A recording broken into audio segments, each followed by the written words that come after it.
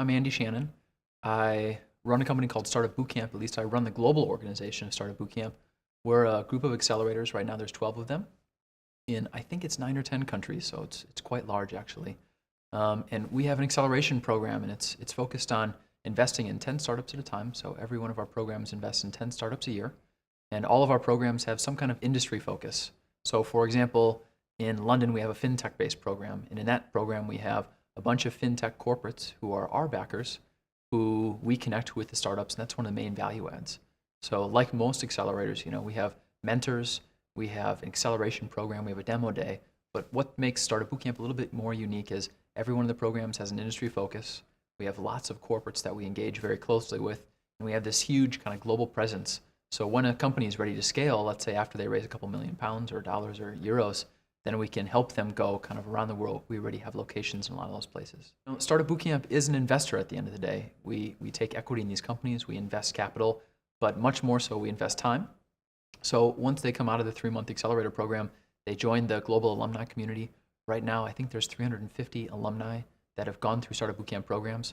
So at the very minimum, wherever a founder is traveling around the world, there's always people that have gone through a similar program for Startup Bootcamp, and they're there to help. I was just talking to one of our MDs from Istanbul, and a few of their teams have already made it to San Francisco. So within 6 months of the program, they've raised capital locally, and then they've moved to kind of where they think that makes the most sense for their business. So whether it's us having a program in Singapore, or a program in New York, or founders in San Francisco, or a couple of other big hubs, it's a support network that really doesn't go away after you graduate. Yeah, so we came to Wolves Summit, and specifically I came to Wolves Summit because they were nice enough to invite me to speak here. So this morning I talked about accelerators with a panelist, and then I have a fireside chat this afternoon. But one of the most important things for us is to meet startups and really help them grow. We have a series of more than 150 fast tracks every year, which are smaller events where we pair startups with really value-add mentors. It's kind of like a mini version of Wolves Summit almost. So we're holding a fast track event tomorrow. And a couple of our MDs are here meeting something like 100 different startups over 2 days. So really exciting stuff. Yeah, so I've never been to Warsaw before, but I'm excited to be here. I came in last night and I walked around the city, and I'm going to go see the old city as well. We're just excited to meet founders at the end of the day, people building really interesting companies. One of my comments I made in our panel earlier today was we really look for the vigorous founders who really don't sleep until they solve their mission of their company. So you can find those I was just in Thailand a couple weeks ago. You can find those, of course, in Poland or wherever you are around the world. But we really have the ethos of going to the founders. I think there's a lot of investors in the world that they locate in the big cities and they say, hey, all the founders should come to us. We have almost the exact opposite rationale. We do have 3 accelerator programs in London, and it's a good place to raise funding and meet different corporates and different parties and that kind of thing. But at the same time, each one of our programs has something like 20 events they go to over a 4-month recruiting period that's not in their host city. And it's an interesting result, actually. So we've been alive for about 5 years. We've invested, like I said, in about 350 startups, and it's about a 70% rate that the startups that we invest in come from outside the host country. But a lot of them, we invest in them, they come to our location, and sometimes they move home, sometimes they stay. Our guidance is go to wherever makes the most sense for your company. At that point, we're partners with them. We're equity investors in them, and we help them grow to wherever they want to be in the world. Central Eastern Europe, specifically Poland, has an amazing number of technical founders and people who could become entrepreneurs. I think what they need to be paired with is a mentality of sales and marketing and business development, and that's what an accelerator is really good at.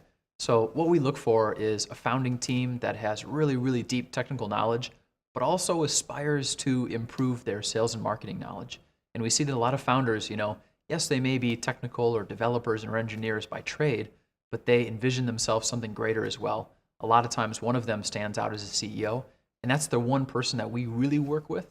I think that's where mentorship is so powerful, because if you can connect that founding team with 5, 10, 20 key advisors who stick with their company for 20 years or so, you never know how long these people are going to be friends. It could be a lifelong relationship that they form, but it really helps kind of that founding team to improve whatever they're weak in.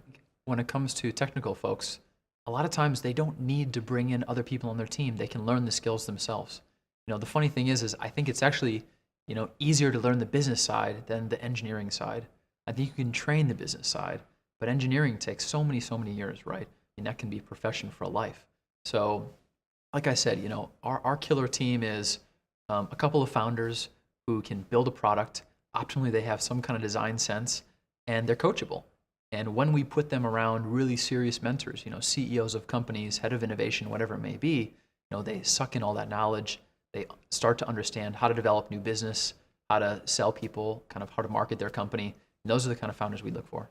Because Startup Bootcamp has this industry focus, it's interesting. We skew towards really experienced founders, so people who are maybe over 30 years old, and we skew towards business to business. Because of each of our programs having all of those corporates in it, a lot of the founders that find us the most valuable come for that kind of access. So you wouldn't believe it, but I think most of our founders we invest in, their raw material they come with is technology. They know the technology side. They a lot of times come from smaller markets. They want access to all this potential to sell to. And most of our companies fit that mold. Funny enough, a lot of our programs actually skew also towards hardware. So even in a program like Istanbul, we had a couple of Eastern European companies from last year that came in with hardware products, and now they're doing amazing, and they've raised money and that kind of thing. So a lot of our companies fit that mold. So we have 2 managing directors of Startup Bootcamp programs at Wolf Summit this year. One of them is from our newly launched Internet of Things and Connected Devices program in London, and that's specifically a hardware program. And another one is from our Istanbul program. Combined, they've met something like 100 entrepreneurs. I know our Istanbul managing director is meeting 30 startups alone today. They're looking for the next big thing, people who are passionate about building their product. Like I said, that the program in London specifically is for devices. So they're, passionate about supporting founders that have a device specifically in the manufacturing process and that kind of thing. Our Istanbul program provides access to the Middle East. So while they would move to Istanbul for the program, we're finding a lot of the emerging markets are really great for certain products.